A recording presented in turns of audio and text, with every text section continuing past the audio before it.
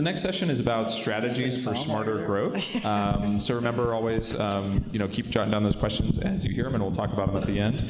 First, we're going to hear from Karen Murphy on implementing 8 principles of sustainable urban design. Karen is the director of the City of Sarasota's Urban Design Studio, hired to write the citywide form-based code. She has more than 20 years of private and public sector planning experience within the Sarasota area, including positions with the City of Sarasota and Sarasota and Manatee County governments.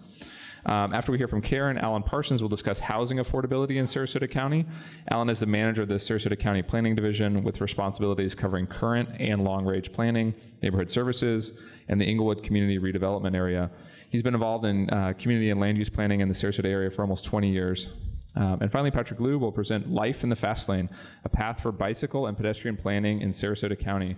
Patrick is the bicycle pedestrian trail coordinator for Sarasota County Public Works and Transportation Planning, and he's responsible for planning multimodal physical infrastructure such as bike lanes, sidewalks, urban multi-use paths, and primitive trails. And additionally, Patrick is responsible for implementing and organizing bicycle and pedestrian education programs for both children and adults. So let's welcome our first speaker, Karen Murphy.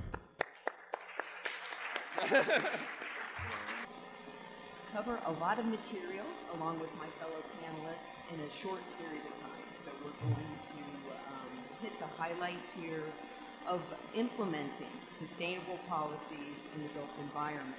We talk a lot about broad-based goals and objectives, and my career and job is to implement those through our codes and regulations to achieve these things and to weed out the negative impacts that we see in the environment.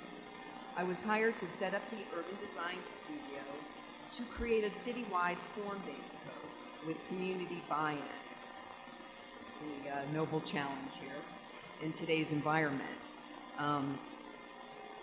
So who are we?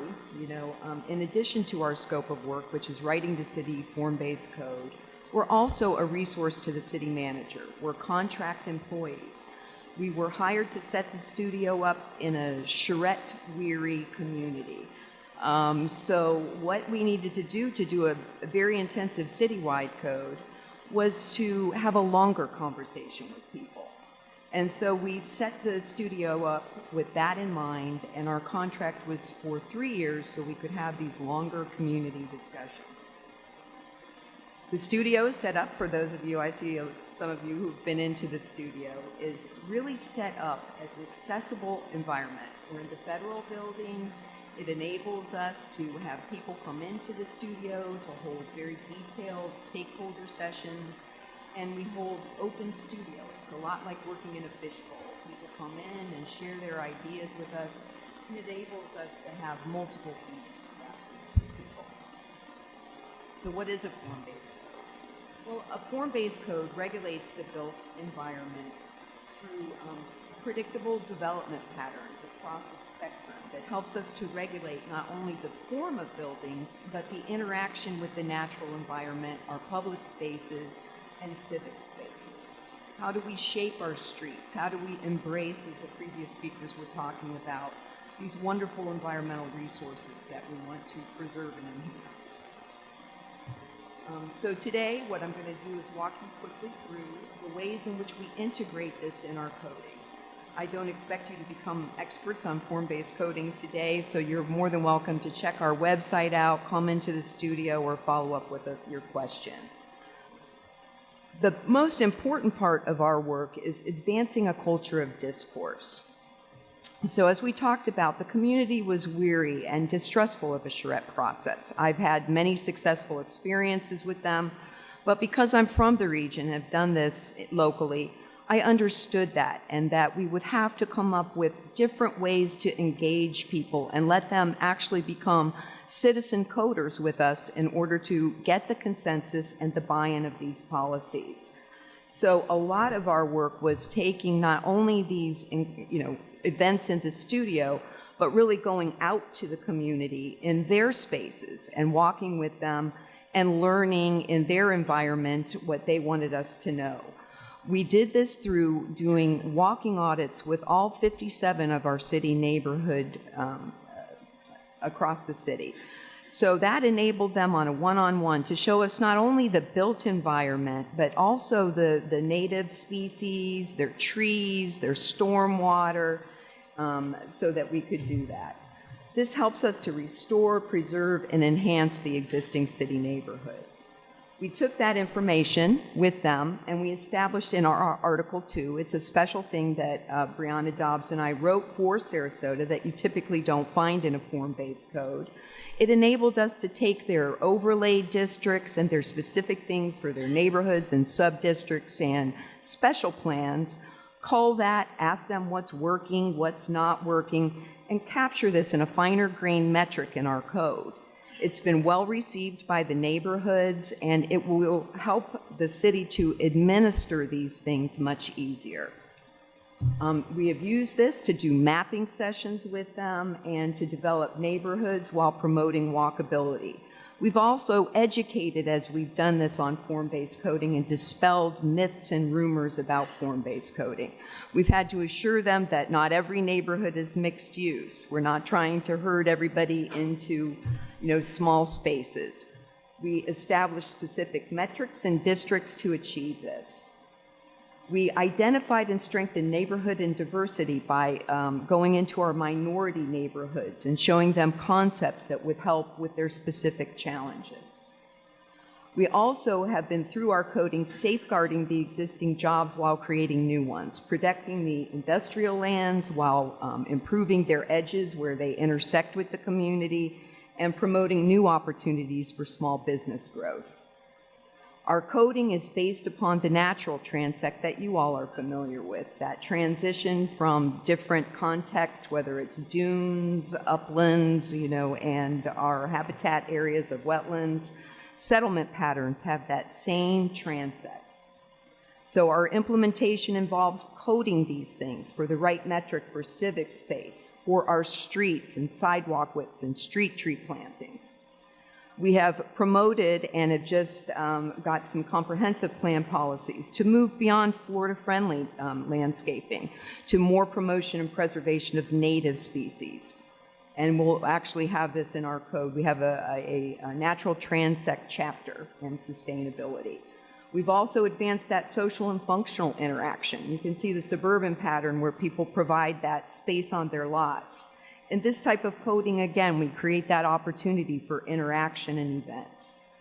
We've worked with many of you in the room on light imprint designs. We worked with the estuary, city, county, SwiftMud, and the EPA on Water Tower Park to implement light imprint design.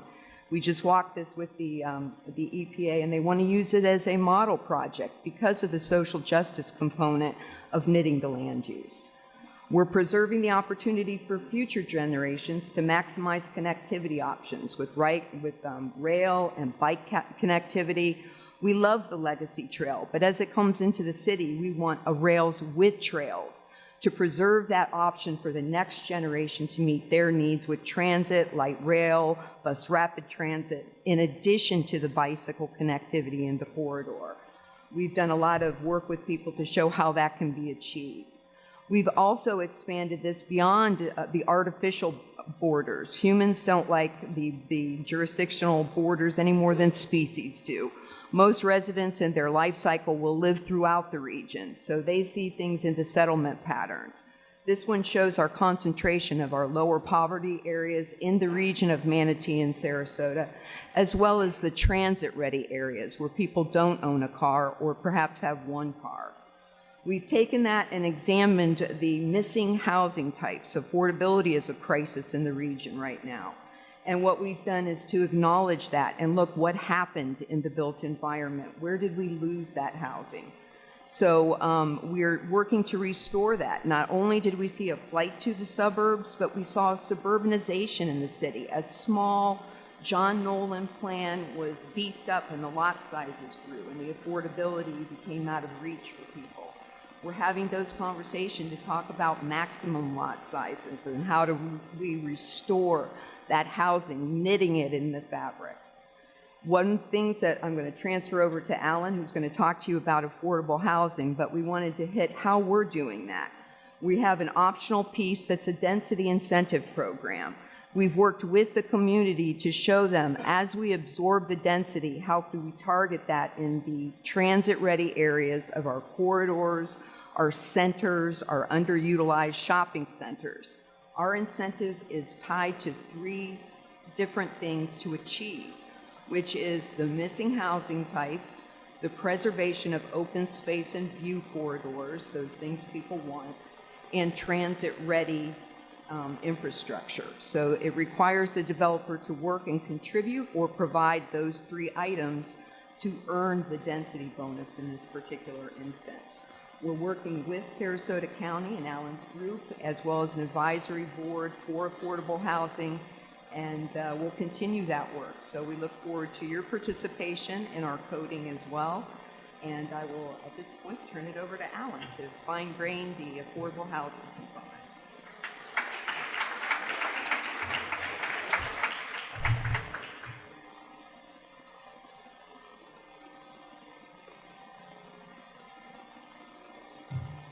Thank you very much. I'm Alan Parsons, Planning Division Manager. Karen, thanks for the great handoff here. I'm going to cover a topic that hits pretty squarely in what I think now is an outdated model that we heard from our prior speaker about sustainability, but affordable housing that hits right in the middle of all of these things in the model that many of us know about the dimensions of sustainability. It's a topic that's a global issue in many locations. It's certainly a national issue. It's a state issue. And it's very much an acute issue here in Sarasota County. And that issue is housing affordability. And it's an issue that's reaching an ever-expanding portion of our population. And there really is this imbalance that's going on between demand and supply. And in the short time that I have, I'm going to try to stuff about 10 pounds worth of potatoes into a 5-pound sack here and give a sense of some of the kind of local conditions that we have here that are very much acute in Sarasota County. Talk about the breadth of this issue. It is something that is not an easy one for us to solve or resolve.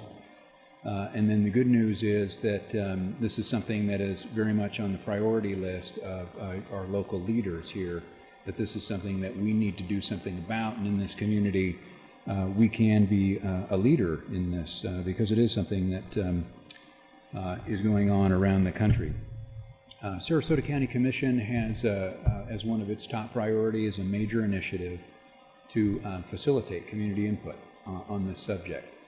We need to understand better as a community. We need to be engaged around this issue of understanding what are the barriers between the market and not necessarily providing the demand that's out there. So the County Commission has a major initiative, which is, I'll talk about a little bit. We'll talk about this afternoon at one of the action tables.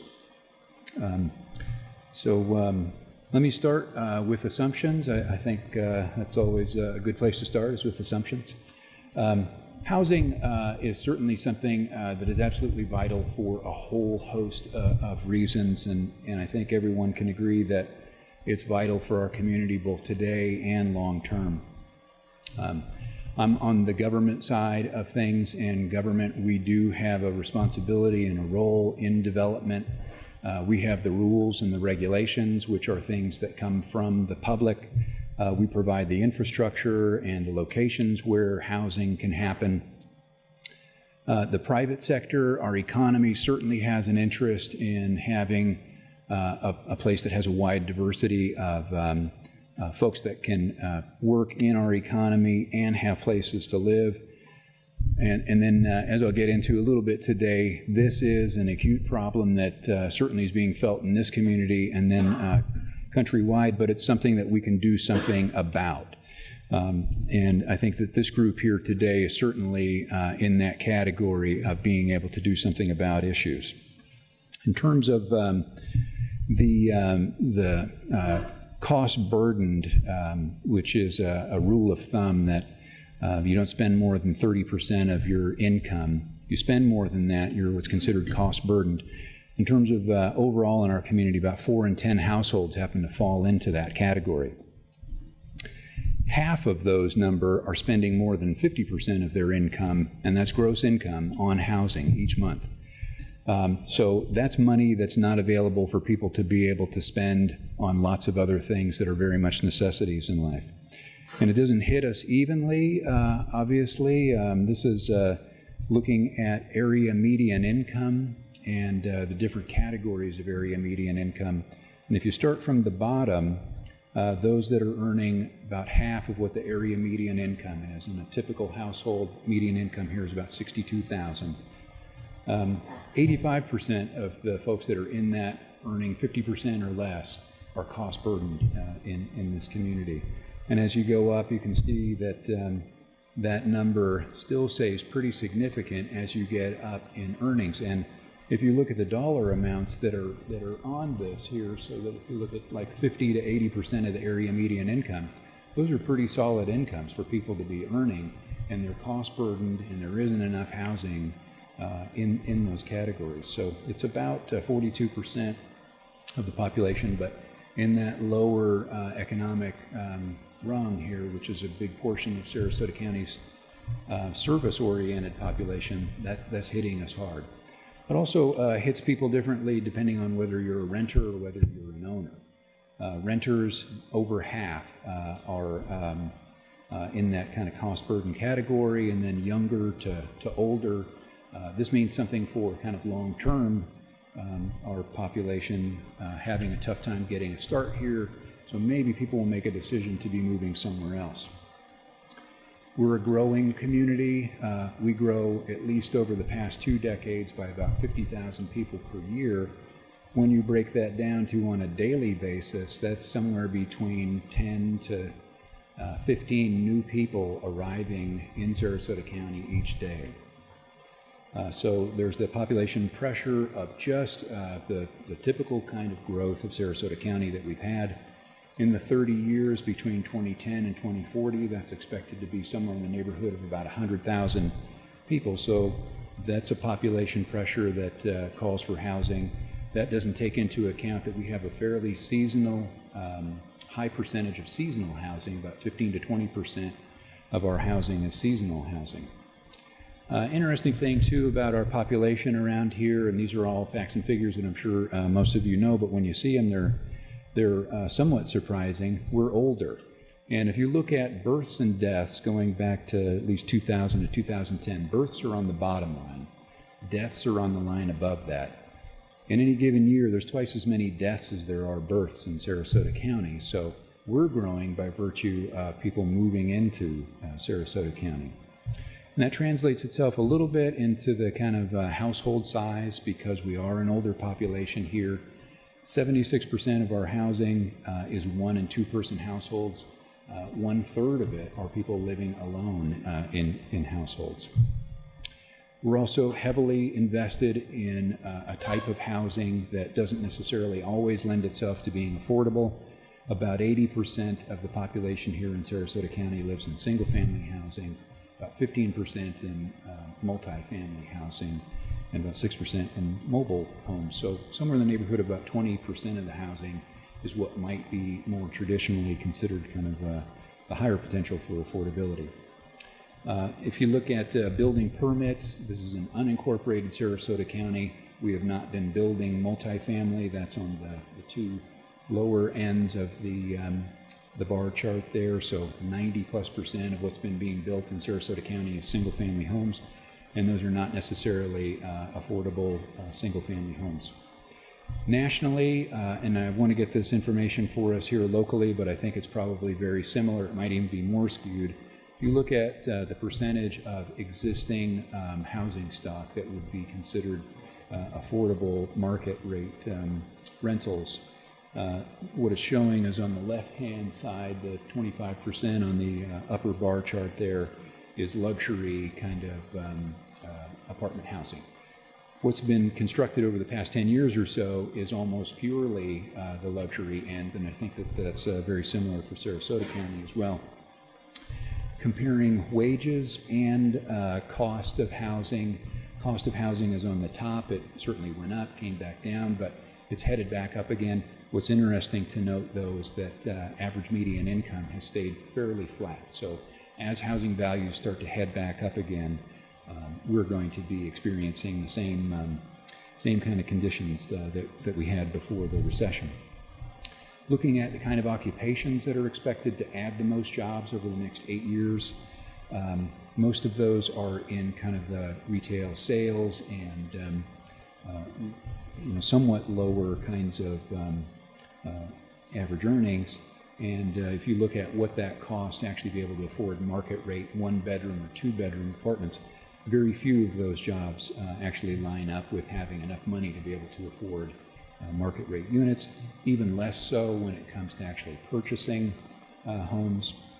So some of the key factors here that are part of this affordable housing issue for us locally that are showing themselves yet again are these recent trends between housing cost and wages not necessarily lining up. We have a high housing burden. The market is not necessarily responding to providing housing at the lower end. Reliance on government programs at best will always just be sort of a limited portion of the supply, and we're in a community that's growing very quickly. So I'm running out of time, and so I didn't use my time very efficiently because I wanted to spend a little bit more talking about what we're going to be doing about it over the next coming months and probably years after that. As I mentioned, the County Commission has a initiative to get community input to understand what are the barriers and what are the potential solutions that can be brought to this particular issue. And then we're going to be looking at mostly market rate kinds of housing. We want to be able to take a look at this very broadly. I think there's only going to be so much perhaps that might be able to be done from a government perspective. I think this is a much larger issue. So we'll be looking at it from economic development, how to reduce costs in terms of financing and other things. And then the approach that we're going to be taking is that this is very much a collaborative venture. There are efforts going on throughout each one of the cities in this county here. And what the outcome from this looks like is going to be dependent upon the kind of input that we get ultimately. So thank you very much, and I'll turn it over to Patrick here.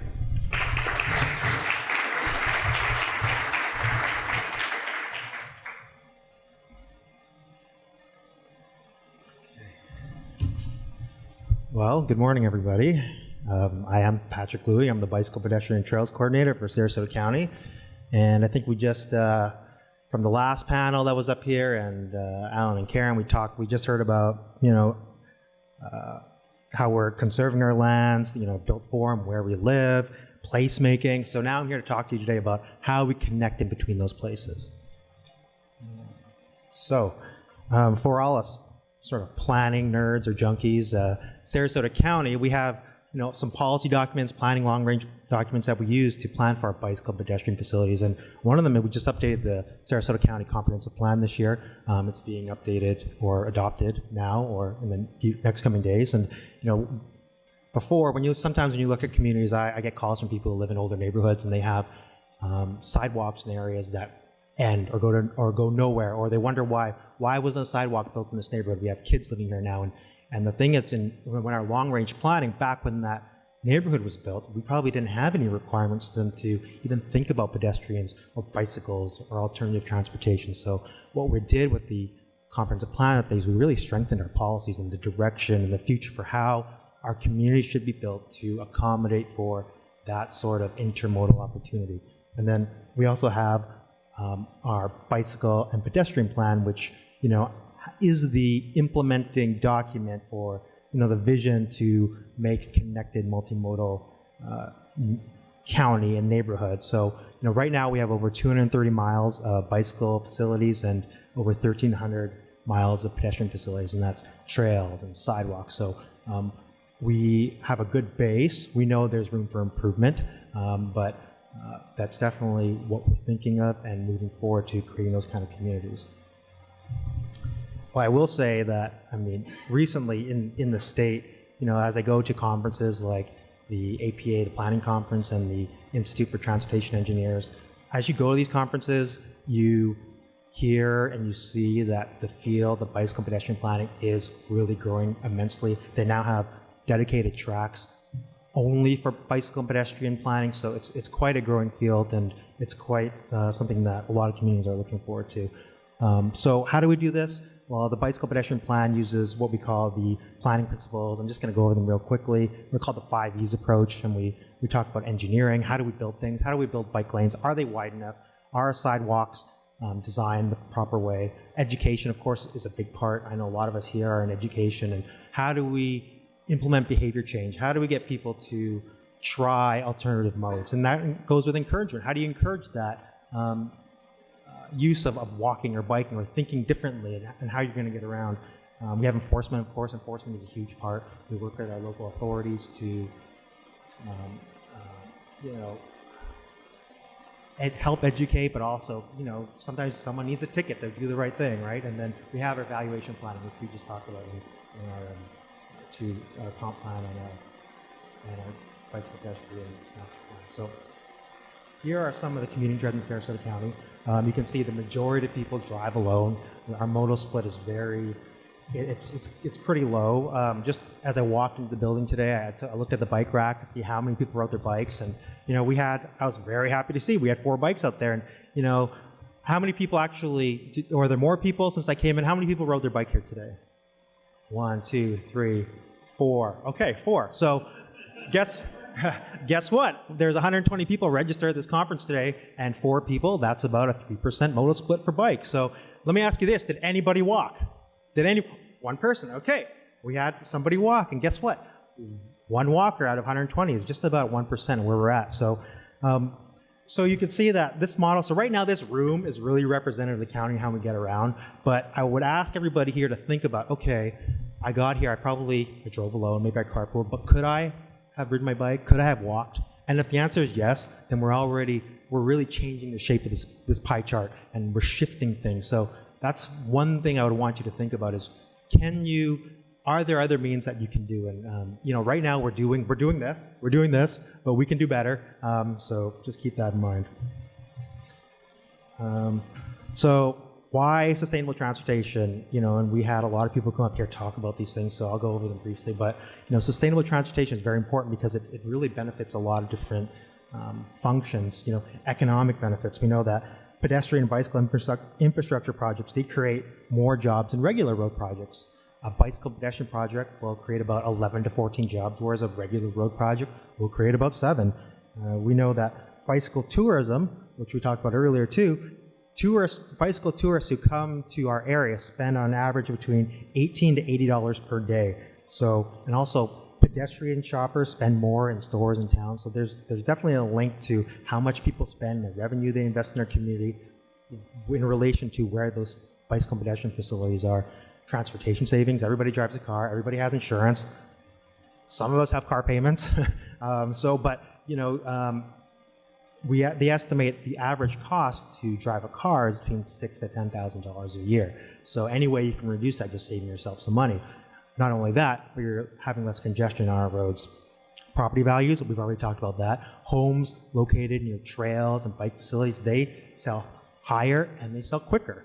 So, if you have a home or you're looking for a home, most millennials, 81% of millennials and 77% of boomers actually, in a recent survey, said that proximity to alternative modes of transportation was very important to them when looking for a home. And of course, we have health. I think we talked about this a little bit, but we know that health, we recommends about 30 minutes a day for activity. And 25% of all our transportation trips are within the 1 mile radius. And we heard earlier about that 1 mile radius. So if you, again, shift your thinking to maybe riding your bike or walking for some of those local trips, you can really have an impact. And some of that is land use, and some of that's form-based code, and it's how we plan our communities. I came to Florida in 2014, and I remember being in a meeting one time, and we were looking at the way a neighborhood was developed, and I said, well, what about a walkway block? And everybody in the room said, what's a walkway block? And so, a walkway block, we have them up in the northern communities. I assumed we had them everywhere, but walkway blocks, we just connect our communities. You'll see the way our communities are built in Florida here. We have a lot of cul-de-sacs. Sometimes there's only one entry out to get on a major road. So if you had a walkway block for pedestrian or bicycle, you're encouraging that connectivity. So as we build our communities, we want to be mindful about how we're developing our street network and how we're developing things like walkway blocks. So now that I have this room, it's always nice to talk about the things we're doing in Sarasota County, the things we're doing to promote sustainable transportation. One of the most popular ones is the Legacy Trail extension.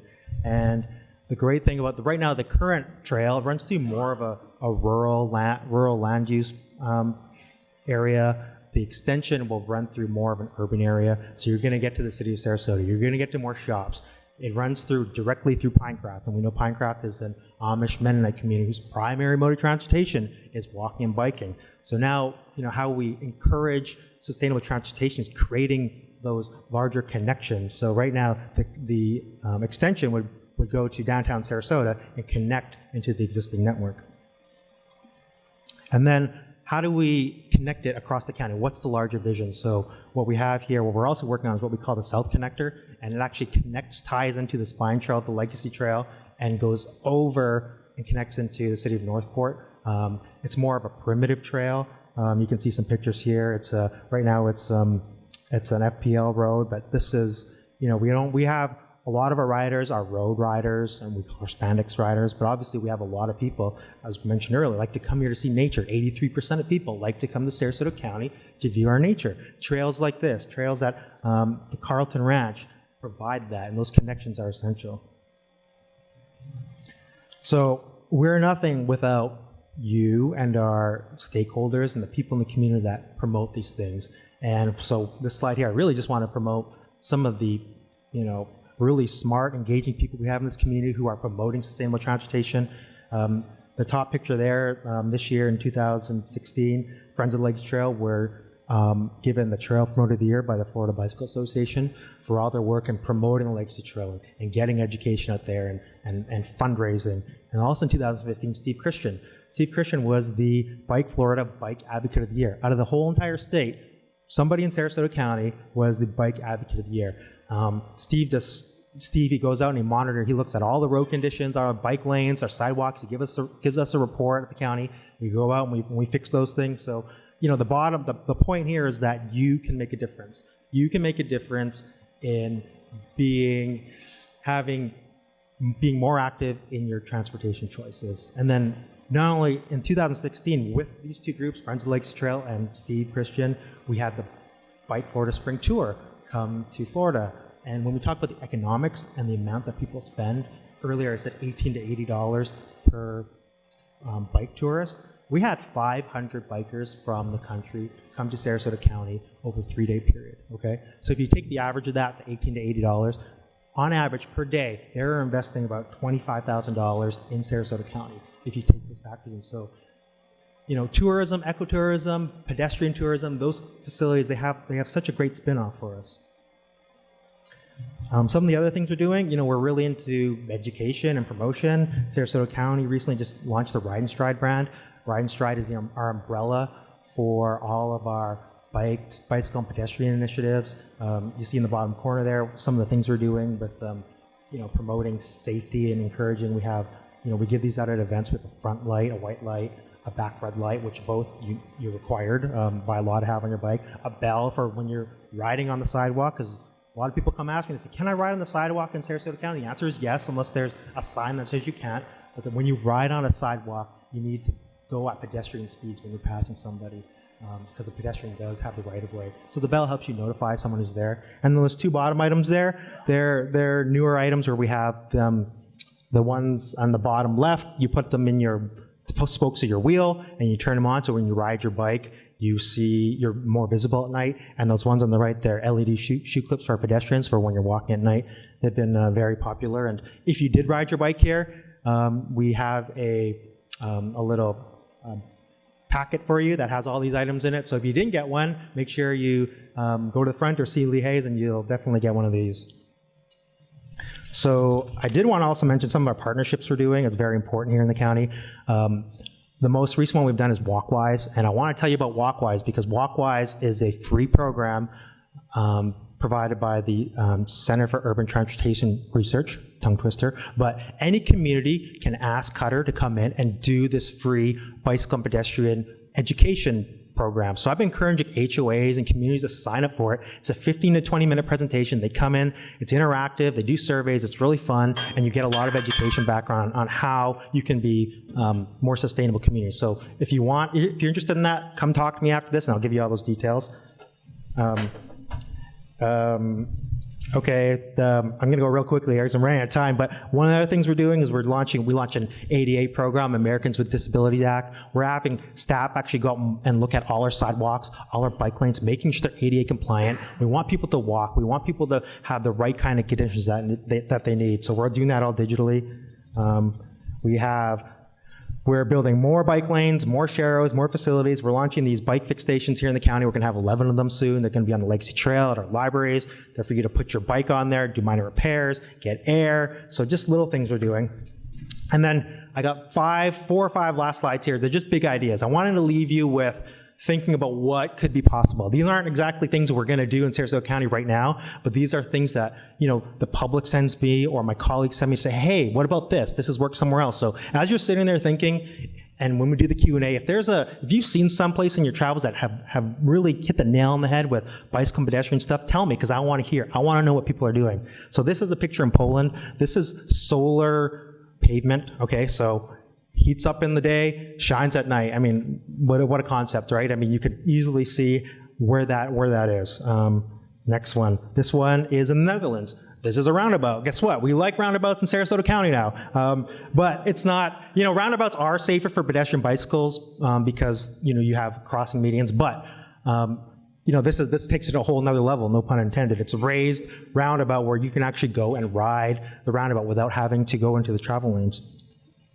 This one here, it's not about the people. Look at the sign on the side. This is actually an electronic counter. And what we talk about a lot is social proof, right? How do we, instead of maybe talking about the importance of riding or saying how much it saves or, we want to actually say, we're riding our bike. If you're recycling, I recycled this today. So these signs here are a way to actually show people actually engaged on the trail. We know about 120,000 users or more use the Legacy Trail every day, but we don't see that number. It's not out there. So this is just one way we tell people and encourage them to ride. And lastly, green pavement. We have green pavement in the city of Sarasota. Done a great job on Old Bradenton Road. We would like to see more. We have this one here on the left is from Seattle. It's actually what we call a cycle track. It's a separated bike lane, but it's green for visibility. And then on the right, you have what you call a bike box. And you can see there that bike boxes are meant for pedestrians to get a head start above the cars. So the cars stop where it says wait here, and you get that go ahead. So it's really about how are we designing our streets and how are we thinking about pedestrians as we get from our homes to our parks and where we work. So with that being said, that's the end of my presentation, and happy to take your questions.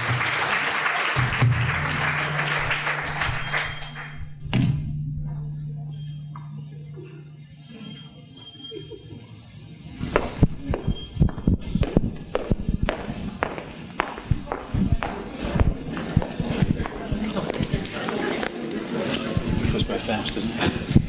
I need the extreme. I just thought it was something that must be.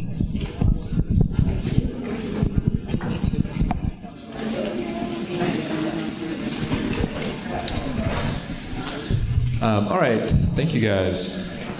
So this, I think, is kind of for anyone who wants to chime in. Speakers covered the economic and environmental factors of the built environment. Any ideas for how to sway social buy-in? For example, social acceptability for biking to work or living in multifamily homes or having an edible yard instead of a lawn. Somebody want to start?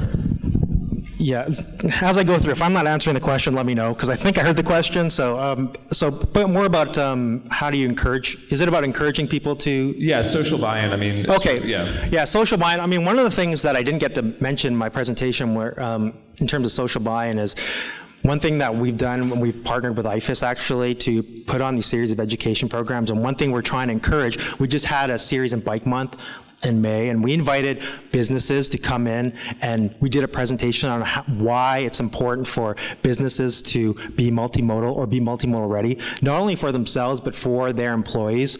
So if you are an employer or you're an employee, if you take this course, we tell you exactly why it's great for what the advantages of being multimodal ready are in terms of absenteeism, being more productive. So, and the other thing we try to do is through our Ride and Stride program, we're on Facebook now, we try to use social media to try to change the perspective of how people are looking at riding and then the importance of it. So, I don't know, it's more about, again, social proof. The more people you see riding out there, the more people think that's what we need to be doing. So my answer to that would be, get out on your bikes, get out, put your running shoes on and start walking and being seen as being active transportation users. And this one is for either Karen or Alan. Is there a movement to use decrepit or abandoned or underused shopping centers that could be converted to affordable housing? Absolutely, from our perspective. We're actually introducing a new land use zone called Urban Village. It targets those specific centers to open them up to mixed use and as options, again, for us to promote the mix of housing types. In that density incentive that we showed you, you are only eligible to seek it if you are in our mobility corridors, the downtown, or an urban village site. So yes, we would love to see those centers knit back into the community. Many of them were great places where people could walk to and were successful for many years. I'll just add to that. Those are the great opportunities, I think, for that kind of development. We haven't seen a whole lot of that happen here in Sarasota County, but that doesn't mean that won't be happening in the future. They're the places that are already developed, and so they tend to have a little less opposition to them when they do redevelop. And much of the land use world that I tend to work in is a world of conflict between interests, for developing and those that generally see that as something that's going to be negative for their quality of life. So I think that those are the great opportunities in those kinds of things. One more thing.